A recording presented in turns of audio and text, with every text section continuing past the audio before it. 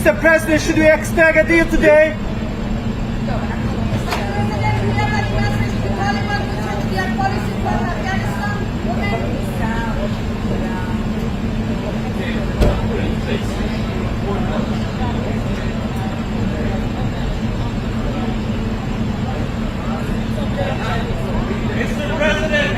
Do you have a deal, sir? Trump, are you confident, sir, there'll be peace in Gaza anytime soon? Is the 21-point plan, is everyone on board? Will we have a deal today, Mr. President? Mr. Prime Minister, have you agreed to the deal?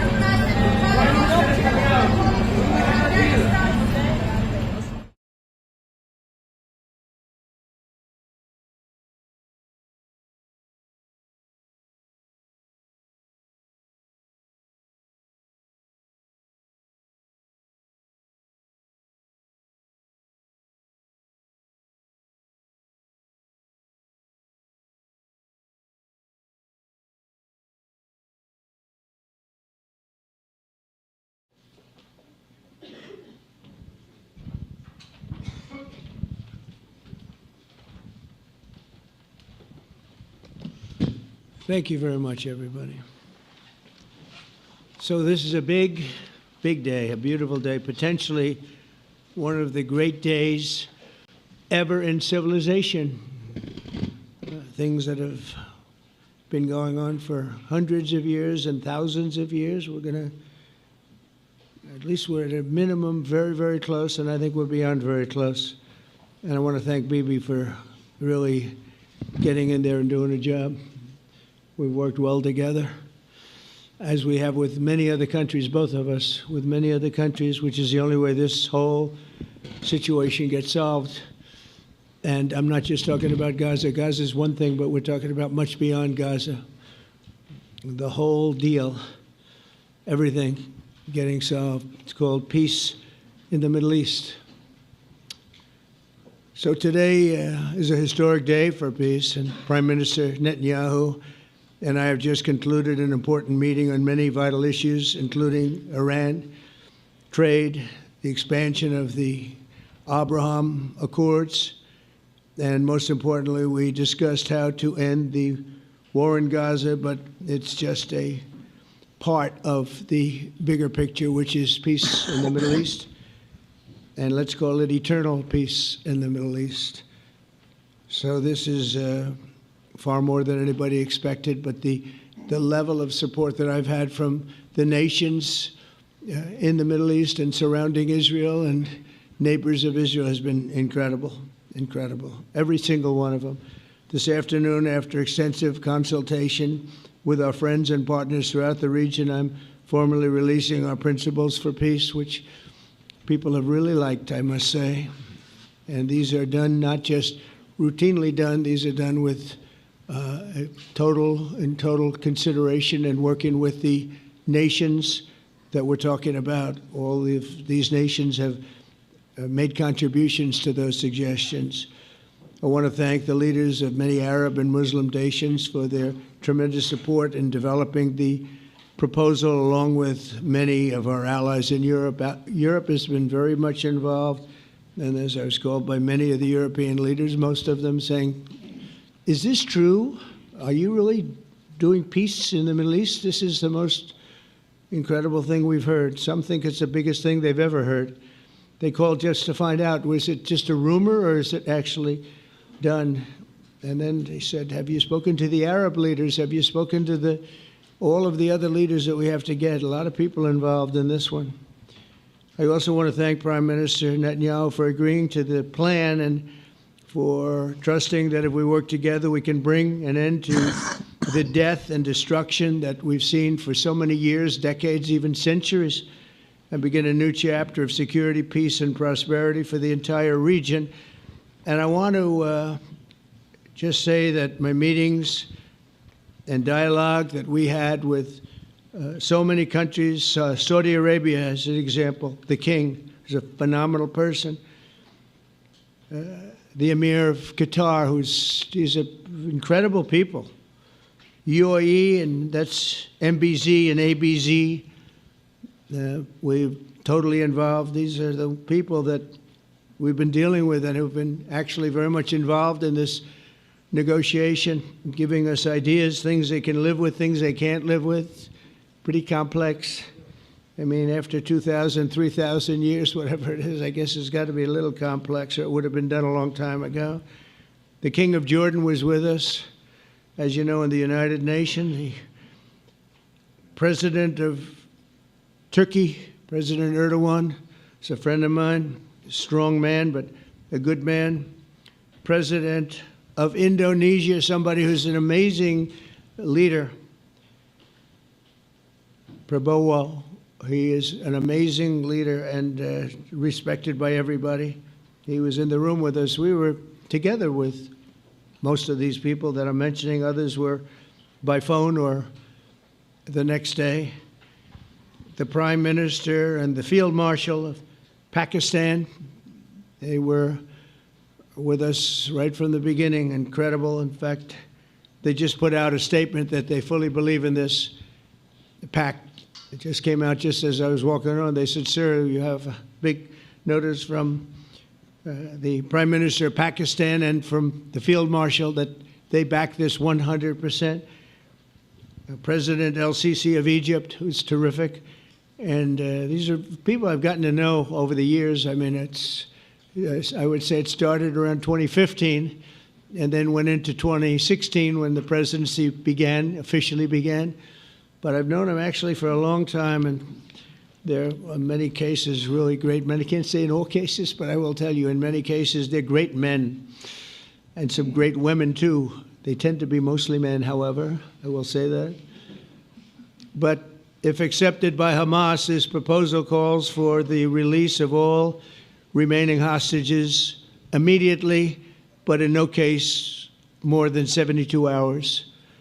So the hostages are coming back, and I hate even saying this from the standpoint, doesn't sound right, but it is so important to the parents. The bodies of the young men, I believe in almost all cases, the young men are coming back immediately. I met with parents. The parents felt as strongly about getting the body of their dead boy back as they did as though the boy were alive and well. It's so important to them. And it means the immediate end to the war itself, not just Gaza. It's the war itself. Under the plan, Arab and Muslim countries have committed, and in writing in many cases, but I actually would take their word for it. The people I mentioned, I'd take their word for it, to demilitarize Gaza, and that's quickly. Decommission the military capabilities of Hamas and all other terror organizations. Do that immediately. And we're relying on the countries that I named and others to deal with Hamas. And I'm hearing that Hamas wants to get this done too, and that's a good thing. And destroy all terror infrastructure, including the tunnels, weapons of production facilities. They have a lot of production facilities that we're destroying.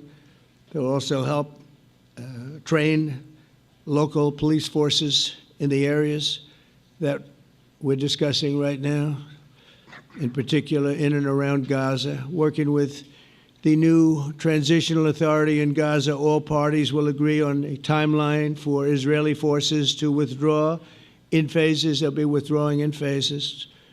No more shooting, hopefully.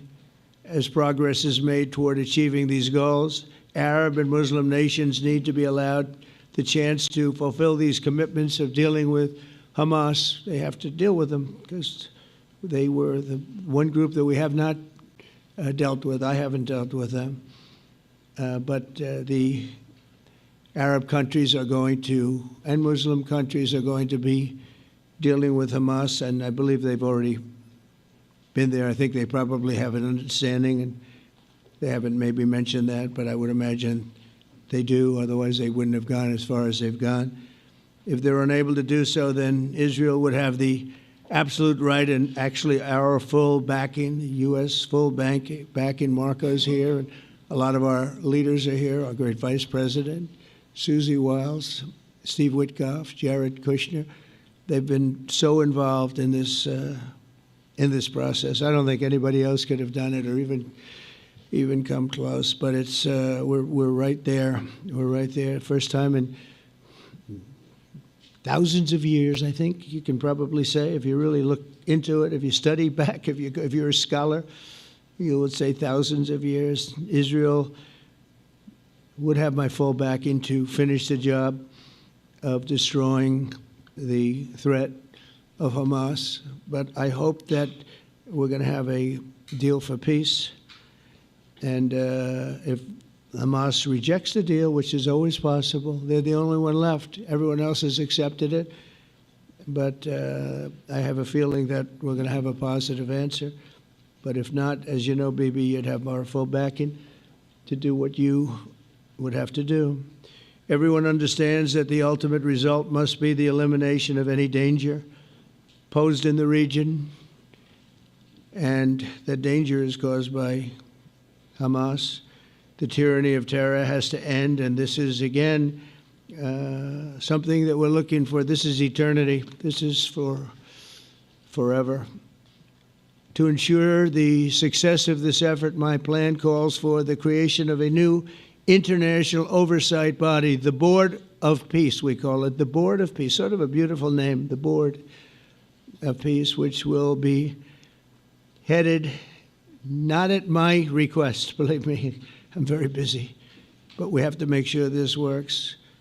The leaders of the Arab world and Israel and everybody involved asked me to do this, so it would be headed by a gentleman known as President Donald J. Trump of the United States. That's what I want, is some extra work to do, but it's so important that I'm willing to do it, and we'll do it right, and we're going to put leaders from other countries on, and leaders that are very distinguished leaders, and we'll have a board, and one of the people that wants to be on the board is the UK former Prime Minister, Tony Blair, good man, very good man, and some others. And they'll be named over the next few days. And it'll be quite the board. Working, everybody wants to be on it now. I don't know if that had anything to do. They named me and everybody else wanted to be on it. I guess they figure, well, he's a soft touch. He'll be easy to deal with. Working with the World Bank and others, it will be responsible for recruiting and training a new government that will be made up of Palestinians, along with highly qualified experts from all around the world. Hamas and other terrorist factions will play no role in the board, but they'll play no role in the governance of Gaza at all, directly or indirectly. As you know, thousands of Hamas leaders have been killed and soldiers have been killed. And we can never forget October 7th, but thousands have paid the price for that. And now it's time to get our hostages back and get back to trying to build something that's really great and very important. In our meeting today, Prime Minister Netanyahu was very clear about his opposition to a Palestinian state.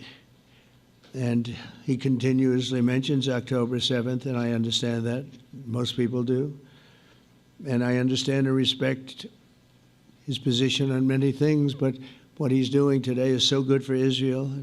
I notice that they have large crowds gathering in Israel all the time, and they have my name up. They like me for whatever reason, Bibi, I don't know, but they do like me. But they say two things: please get the hostages back and please end the war. They've had it. It's had it. So I think it's a very popular thing you do, because he's a warrior. He doesn't know about getting back to a normal way of life, but he is a warrior, and Israel's lucky to have him. But now the people want to get back to peace. They want to get back to normalization in a true sense. Several countries have foolishly recognized the Palestinian state. As you know, some of our European friends, allies, good people, but they're really, I think, doing that because they're very tired of what's going on for so many decades. They've been presidents and prime ministers for years, and during this time, having to do with the Middle East, all they're doing is talking about the same thing over and over. They want to see it get back. And nobody wants that more than me, or I believe Bibi too. But the people of Israel want it. They really want it. They want the hostages back. That includes the probably 32 bodies that we're talking about, 20 people that are living, 32 or so people that are dead, and they want to have peace. So let us not forget how we got here. Hamas was elected by the Palestinian people. Israel withdrew from Gaza thinking they would live in peace. Remember that a long time ago, they withdrew. They said, you take it. This is our contribution to peace. But that didn't work out. That didn't work out. It was the opposite of peace. They pulled away. They let them have it. And I never forgot that because I said, that doesn't sound like a good deal to me. As a real estate person, I mean, they gave up the ocean, right? Ron, they gave up the ocean. They said, who would do this deal? And it still didn't work out. They were very generous, actually. And they gave up the most magnificent piece of land in many ways in the Middle East. And they said, all we want to do now is have peace. And that request was not honored. Instead of building a better life for the Palestinians, Hamas diverted resources to build over 400 miles of tunnels and terror infrastructure, rocket production facilities, and hid their military command posts and launch sites in hospitals, schools, and mosques. So if you went after them, you'd be after them and you wouldn't even realize you ended up knocking out a hospital or a school or a mosque. That terrible thing, terrible way to have to fight. No fight is good, but that's a real bad one. So there are many Palestinians who wish to live in peace. Many. I've seen so many of them. And they have support. And I challenge the Palestinians to take responsibility for their destiny, because that's what we're giving them. We're giving them responsibility for their destiny, fully condemn and prohibit terrorism and earn their way to a brighter future. They don't want the life that they've had. They've had a rough life with Hamas. If the Palestinian Authority does not complete the reforms that I laid out in my vision for peace in 2020, they'll have only themselves to blame. We're giving them an amazing footprint, and they have amazing support from the leaders of the Arab world and the Muslim world, the great leaders. These are great leaders. These are unbelievable leaders that have built great countries and very wealthy countries. What the future holds for the Palestinians, no one really knows, but the plan that we put forward today is focused on ending the war immediately, getting all of our hostages back, getting everything back. Hard to believe when you even say it, and creating conditions for durable Israeli security and Palestinian success. Israeli security is going to be involved. We're going to help you. We'll be there with you in terms of helping with security. We want to make sure it works. We just want to make sure it works. There shouldn't be a shot fired. Now, there will be, I guess, because that's the way it seems to be, but there shouldn't have to be within a few days. There shouldn't have to be a shot fired. Maybe for eternity. Wouldn't that be nice? I hope it's true. I can tell you the leadership of that region feels that there's a good chance of it being true. So this will lead to this agreement that we're talking about will lead to a sustainable long-term peace. No president in history has been a greater friend of the state of Israel than I have, in addition to negotiating the Abraham Accords. I like to say it that way because the real people, that's what they call Abraham. I would say Abraham, but it's so much nicer when you say Abraham. So much more elegant. But the Abraham Accords are amazing. Jared, you did that along with your group of geniuses, and nobody thought that could be done. We have 4 countries, and Sleepy Joe Biden didn't do a thing. He didn't even know what the hell they were. He should have had them fold up. But I think this will also lead to packing them. And who knows, maybe even Iran can get in there. I hope, we hope we're going to be able to get along with Iran. I think they're going to be open to it. I really believe that.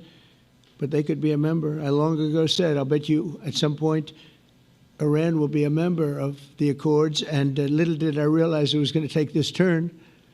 That was some turn we did with the B-2s.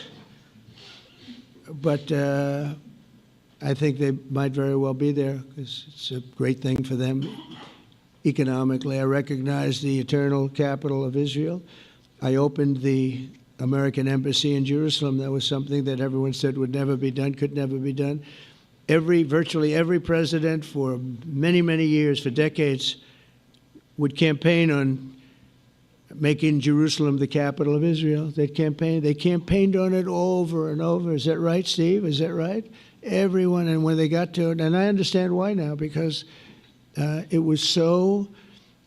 When I got to office, I campaigned on it too. I said, we're going to make it. And then I'd get calls from the leaders of various countries saying, please don't do it, please don't do it. It'll end the whole world, please don't do it. And finally, I just didn't say anything, and I did it. People were calling me before I did it because I heard I was going to do it, and leaders of countries were calling me, and I think it was on a Thursday that I did it, and they'd call me Monday, Tuesday, Wednesday, 3-4 times a day, and I said, tell them I'll call them back on Friday. And I announced it on Thursday, and I called them back, the biggest people in the world, and they said, you've done it. I said, done what? You've made the capital of Israel, Jerusalem, and we wanted to talk yet. I wish you called me a little sooner. Maybe I could have done something about it. So that was a lot easier than getting into an argument, because I knew what they were calling about. And you know what? It turned out to be amazing. Everybody thought it was going to lead to the end of the world, right? The end of the world, Ron, that's what they said. It didn't lead to anything. It just led to something that I promised, and something that was very, very popular for Jewish people and a lot of other people, too. I recognize Israeli sovereignty over the Golan Heights, and I cut taxpayer funding to the corrupt United Nations Relief and Works Agency. And United Nations was interesting because, as you know, a few days ago they introduced me. Ladies and gentlemen, the President of the United States. I'm looking at my teleprompter, and the thing was dead, stone cold, dead. The thing's up here. I have a long, beautiful speech to make. I'm back 30 feet back, and I'm saying, they're introducing me. There's nothing on my teleprompter. So, but I made a speech. I actually got good marks. You think Biden could have done that? I don't think so. I don't think he could have done that. I don't think too many people could have done it. But actually, it was actually more of a speech from my heart, if you want to know the truth. I think it was maybe better in certain ways because it was from the heart. It has to be from the heart. Otherwise, you're in big trouble. But I cut taxpayer funding for that very corrupt United Nations Relief and Works Agency, and nobody thought that would be done, and withdrew from the horrible Iran nuclear deal that was imposed upon Israel by Barack Hussein Obama and Biden. And I don't think Biden knew anything about it, though. I don't think he knows anything about it now, actually, if you ask him. He'd say, what is that? And we obliterated Iran's nuclear enrichment capacity, making it impossible for them to have a nuclear weapon, which they would have had probably in about 2 months from that. But I've never asked Israel to compromise its security, but we had big, strong talk. Nobody's been better to Israel. No president's been better to Israel than Donald Trump. But we had a long, strong talk, Bibi and I, and he understands it's time. It's time. History has shown. And the people of Israel want it. And the people of the Middle East want it. The people of enemies of Israel want it. But they don't have really too many enemies right now. And you know what? Many countries have gained great respect for Israel, for the way they fight, for the job they do, including me. I had respect anyway, but they gained respect. History has shown us that those who have relations with Israel have thrived, while those who have devoted resources and attention toward the destruction and even annihilation of Israel have languished. They haven't done well. Israel is not going anywhere. They're going to coexist with other people and countries in the region, from Syria to Lebanon to Saudi Arabia. The promise of a new Middle East is so clearly within our reach. This is the closest we've ever come to real peace, not fake peace, not political fool's peace. If we can get this difficult problem solved, the opportunities for all within that vast region of this world, it's a vast region, it's unlimited. The Abraham Accords show that all countries are better off when they communicate and work together and embrace new opportunities. I hope Jared and Steve and Susie and Marco and JD, we have great people. I hope you guys are going to work very hard to get these other countries in, because now they have no excuse. There's no longer an excuse. They were somewhere hesitant. And I tell you, the 4 countries that went in, I give them tremendous credit, and it's worked out incredibly well for them. In the same spirit, I'm pleased to report that earlier today, we took another important step toward greater understanding in the region. A short time ago, we had a historic phone call in the Oval Office with Prime Minister Tani, who's really a great person.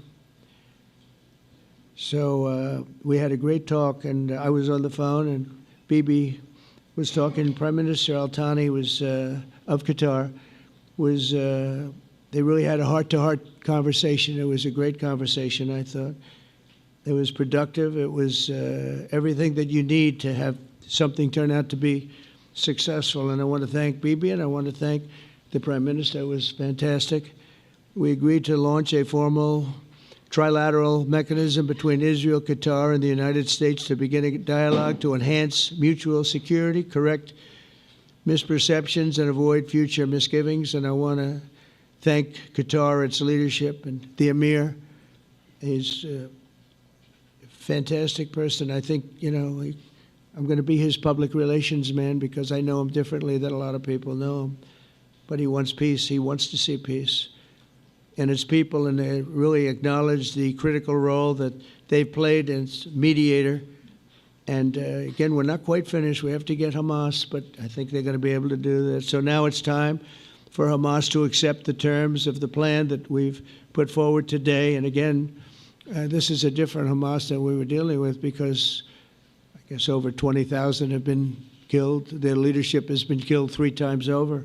So you're really dealing with different people than we've been dealing with over the last 4 years, 5 years. Everyone has done their part and come to the table in good faith. Our Arab and Muslim partners are fully prepared to step up and fulfill their commitments for the benefit of the people of Gaza and the entire region. They're willing to step up and do a lot. They really are. There are a lot of good people involved.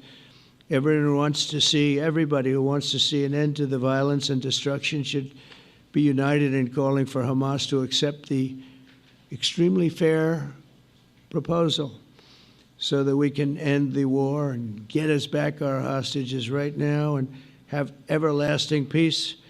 And I look forward to having relationships with everyone. As the chairman of the board, I'll be involved, and we'll have meetings with some very smart people that'll be working over there to make sure that we haven't just been wasting time with an agreement that doesn't get done. The task of building peace will not be easy.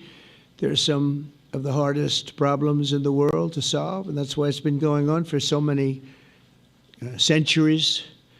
But too many lives are at stake not to try, and this is more than a try. I mean, I think this is something that gets done when you have virtually every country, and these are powerful, powerful countries that have a lot of money, and the money can make things happen. A lot of countries try, and they don't have any money. These are very rich countries that can make things happen. So together we'll forge a much safer and more hopeful future for everybody, including Israel. And I want to thank Prime Minister Netanyahu for his partnership. And I want to thank all of the leaders, the kings and the emirs and the presidents and prime ministers, people I mentioned. And they've been absolutely fantastic to work with. And it's just happened very quickly. It's happened from a couple of weeks before I had a couple of meetings, but a couple of weeks before we went to the United Nations, and we had some incredible meetings. It all came to place. It all took place, and everybody wanted to be a part of it. I don't have anybody that's saying we don't want anything to do with it. It's just the opposite. And I'll tell you, a couple of years ago, a year ago, I don't think we would have had this kind of participation, Mr. VP, right? I don't think we would have had. It's been amazing. The participation was 100%. Everybody wants to be a part of it. And everybody, those very strong countries, everybody wants it to work. So, Bibi, congratulations on this. I think this will be your crowning achievement, frankly. If this all works out, we think it will, It's going to be your crowning achievement, and I want to thank you very much for being here. Thank you. Please. Thank you. Thank you. Mr. President, first I want to thank you for graciously hosting me once again in the White House. And second, I want to thank you for your friendship and for your leadership. From Jerusalem to Tehran, from the Golan Heights to Gaza, you've proven time and again what I've said many times. You are the greatest friend that Israel has ever had in the White House. And Mr. President, you and I both know it's not even close. While you focus at home on making America great again, your leadership abroad is changing the world for the better, ending wars and advancing peace.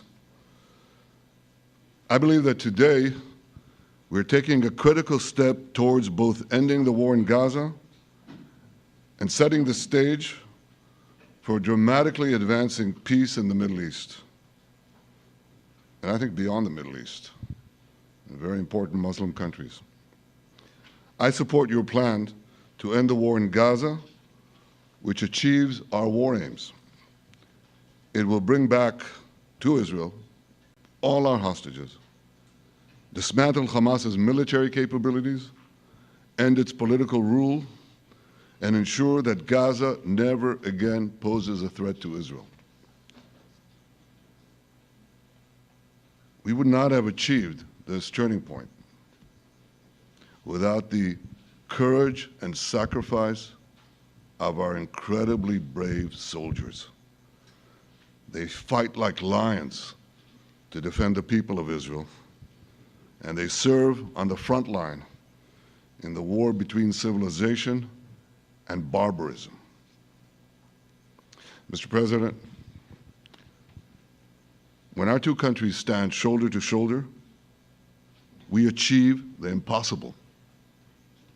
Just a few months ago, in Operation Rising Lion and Operation Midnight Hammer, we struck a decisive blow against Iran's nuclear and ballistic missile program. Your bold decision to send those B-2s made the region safer and the world safer. Now, under your leadership, we're taking the next step to win the war and expand the peace. Your plan is consistent with the 5 principles my government set for the end of the war and the day after Hamas. Everybody asks, what is your plan for the day after Hamas? Here's our plan. Passed it in the cabinet. All our hostages, both those who are alive and those who died, all of them will return home immediately. Hamas will be disarmed. Gaza will be demilitarized.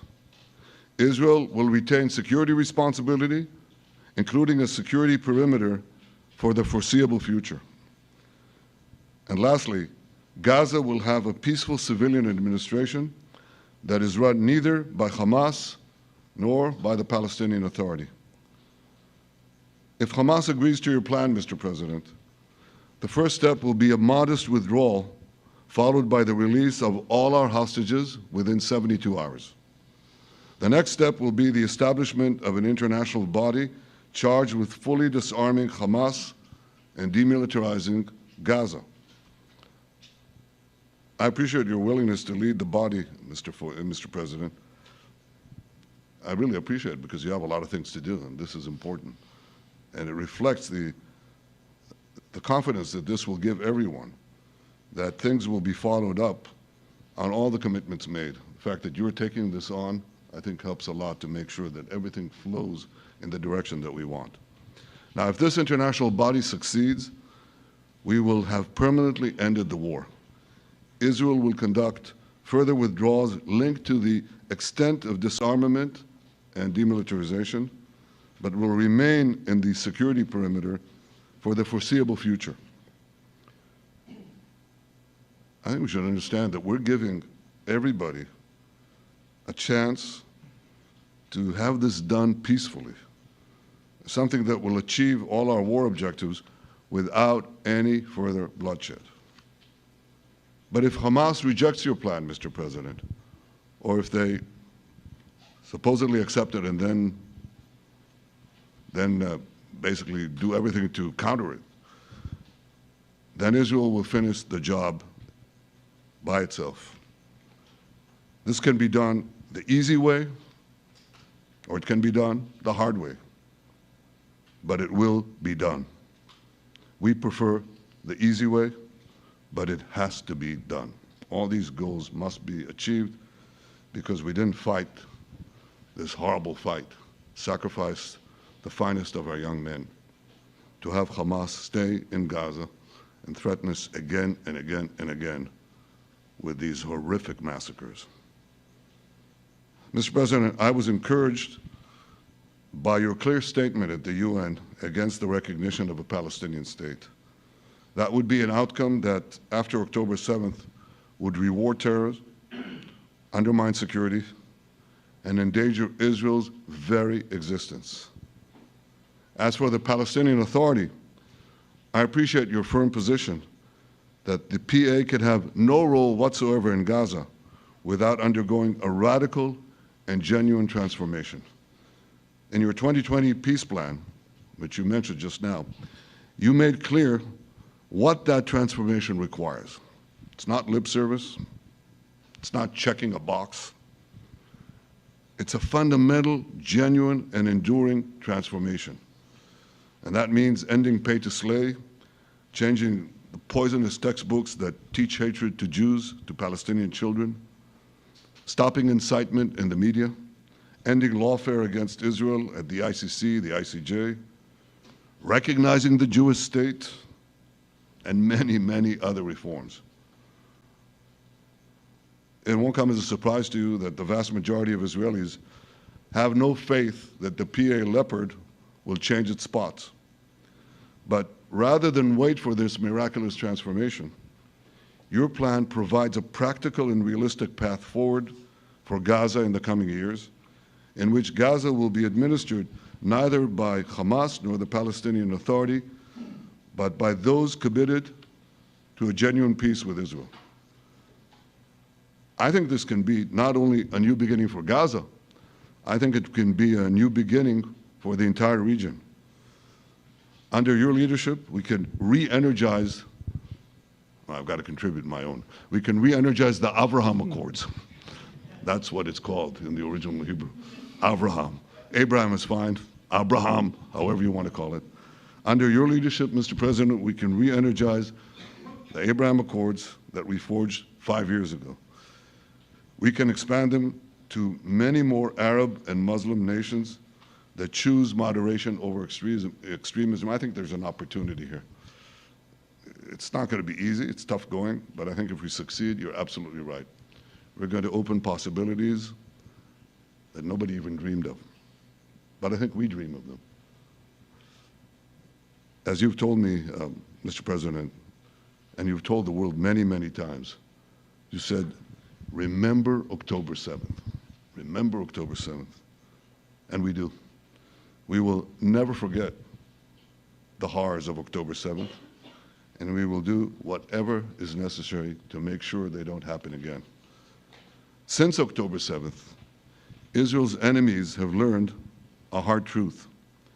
Those who attack us pay a heavy price, but those who partner with us advance progress and security for their peoples. President Trump just said it. It's also in the Bible. It says, those who will bless you will be blessed, and those who will curse you will be cursed. And that's actually what is happening. We want the blessings. I think we've done a lot in the past 2 years to end the curse.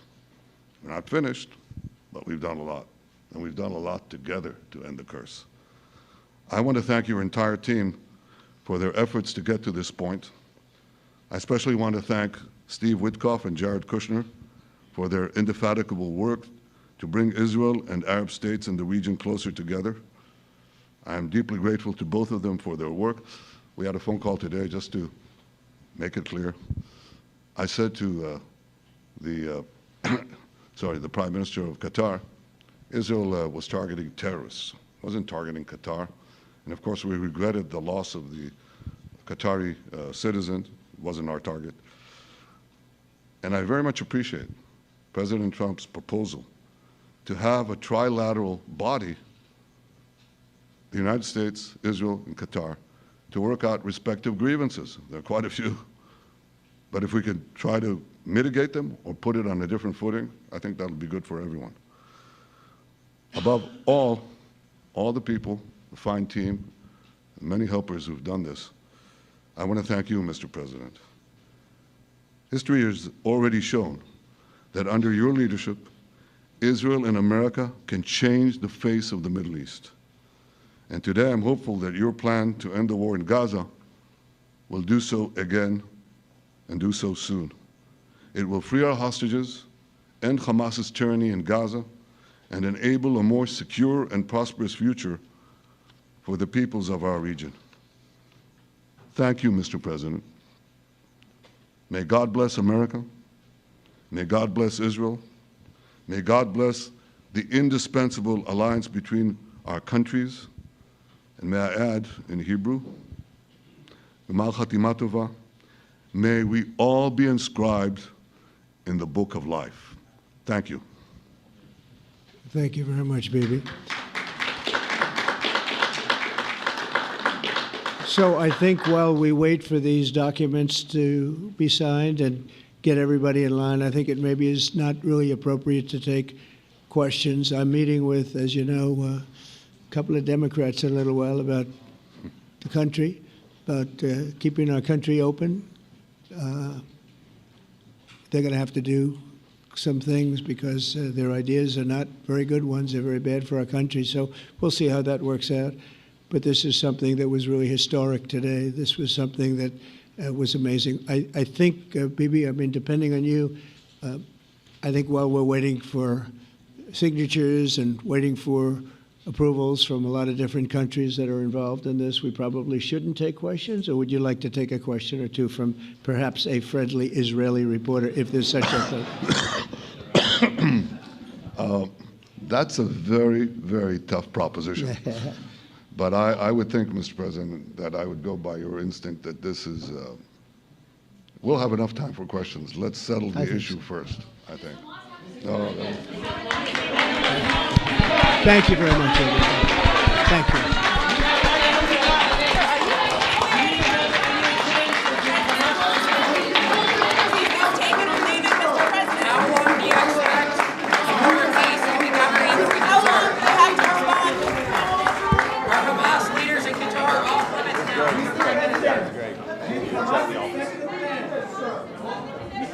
How can you